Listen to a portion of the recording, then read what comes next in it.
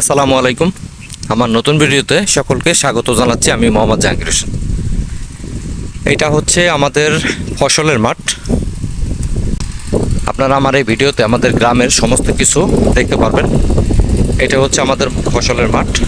এই মাঠে এই যে দেখতে পাচ্ছেন, যত দূর চোখ যায় একেবারে পুরাটাই হচ্ছে আপনার পেঁয়াজ ক্ষেত। আমাদের এলাকায় অনেকে জেনে থাকবেন যেখানে পেঁয়াজের আবাদ বেশি হয়। এটা হচ্ছে তালিমুল কোরআন একাডেমি, আমাদের এলাকায় প্রথম মাদ্রাসা, ইসলামিক মাদ্রাসা। এটা হচ্ছে সরিষা ক্ষেত, এটা হচ্ছে রসুনের ক্ষেত। অনেক সুন্দর রসুন ক্ষেত হয়েছে।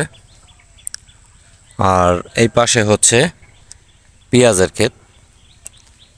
বিশেষ করে আমাদের মাঠে দেখেন, যত দূর চোখ যায় শুধু পেঁয়াজ আর পেঁয়াজ।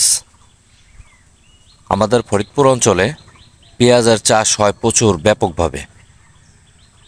একেবারে সবুজে সমারোহ, পুরাটাই হচ্ছে আপনার পেঁয়াজের ক্ষেত।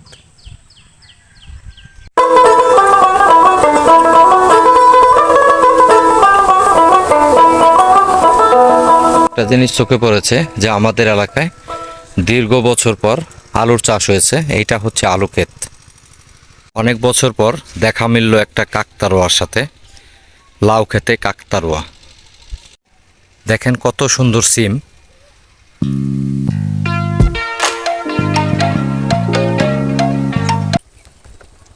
মাশাল্লাহ, রিজিকের মালিক আল্লাহ।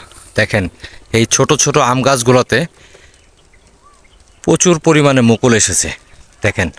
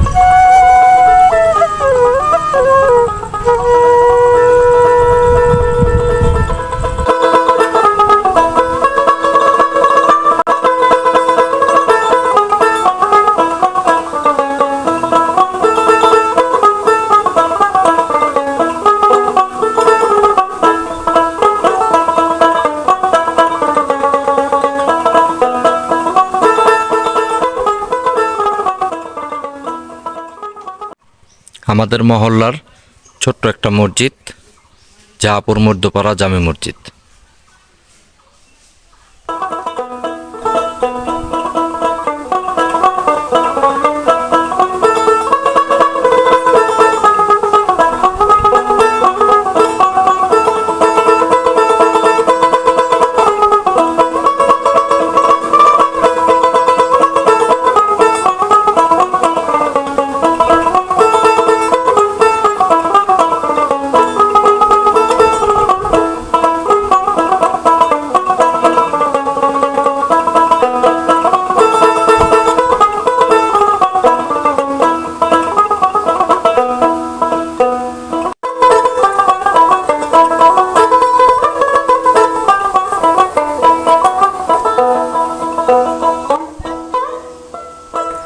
এই হচ্ছে লিচুর মুকুল। এই যে দেখতে পাচ্ছেন লিচু বাগান, ছোট ছোট লিচু গাছ, প্রচুর পরিমাণে মুকুল এসেছে।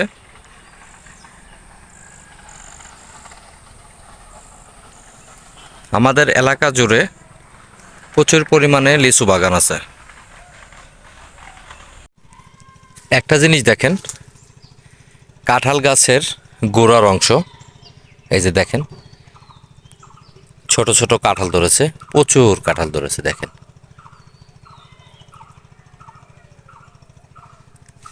আর এইগুলা হচ্ছে গোবরের লাঠি। যারা গরু লালন পালন করে তাদের বাড়িতে এই লাঠিগুলা অ্যাভেলেবল দেখা যায়। পাটকাঠির সাথে গোবরগুলা মিক্সড করে লাঠি তৈরি করা হয়। এগুলা গ্রামে রান্নার কাজে ব্যবহৃত হয়। এইটা হচ্ছে লিচু বাগান। আর এইখানে যে ভিজা দেখতে পাচ্ছেন, এটা হচ্ছে বৃষ্টি না থাকার কারণে লিচু বাগানে সেচ দিচ্ছে।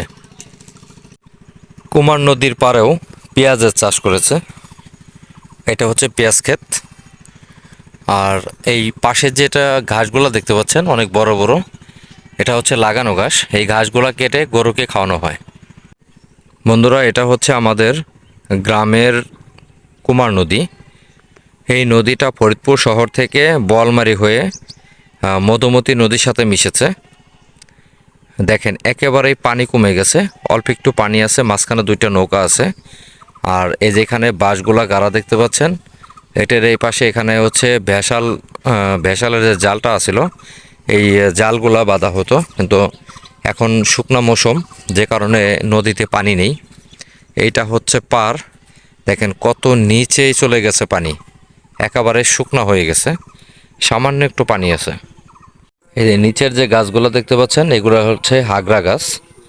আমরা আগ্রা নামে পরিচিত এগুলো আমাদের কাছে, অনেকে হয়তো চেনেন। আসলে গ্রামীণ দৃশ্যগুলা দেখতে অসাধারণ, যেখানে আসলে বারবার আসতে মন চায়। যে কেয়ারই হয়তো মনে চায়, যারা গ্রামে বসবাস করতেন বা যারা গ্রাম থেকে শহরে গেছে, তাদের অবশ্যই বারবার এই গ্রামে ছুটে আসতে মন চায়। নদীর ঘাটে আমাদের অনেক স্মৃতি জড়িয়ে আছে, কারণ এই ছোট্টবেলা থেকে আমরা এই ঘাটেই গোসল করতাম। আমাদের কুমার নদীর উপরে নির্মিত ছোট্ট একটি ব্রিজ, দেখতে অসাধারণ। নদীর মাঝে একটা ভেসাল, এটা আমাদের গ্রাম্য ভাষায় মাছ মারা ভেসাল বলে। পাশে হচ্ছে কলার বাগান। আর আমি এখন আছি ব্রিজের উপরে, এটা হচ্ছে ব্রিজ। আপনি গ্রামে না আসলে গ্রামীণ ফিলটা পাবেন না। বন্ধুরা, আমি এখন আছি আমাদের যে ছোট্ট কুমার নদী, এই কুমার নদীর পাড়ে বসে আছি। আমার গ্রামের ভিডিওটা আপনাদের কাছে কেমন লাগলো অবশ্যই কমেন্ট করে জানাবেন। এই গ্রামে আমি ছোট থেকে বড় হয়েছি, তারপর হচ্ছে এখন আমি শহরে থাকি। যদিও গ্রামের দৃশ্যগুলো আমি জানি সবার কাছে খুব ভালো লাগার কথা, আমার কাছেও গ্রামের দৃশ্যগুলো আসলে অনেক ভালো লাগে। আমার ভিডিওটা আপনাদের কাছে কেমন লাগে অবশ্যই কমেন্ট করবেন। আর আমার চ্যানেলে যদি আপনি নতুন হয়ে থাকেন, তাহলে অবশ্যই আমার চ্যানেলটা সাবস্ক্রাইব করবেন, পাশে থাকা বেল আইকনটি বাজিয়ে দিবেন, সবার আগে আপনার কাছে ভিডিওটা পৌঁছে যাবে। সবাই ভালো থাকবেন। আসসালামু আলাইকুম। দেখা হবে অন্য কোনো নতুন ভিডিওতে।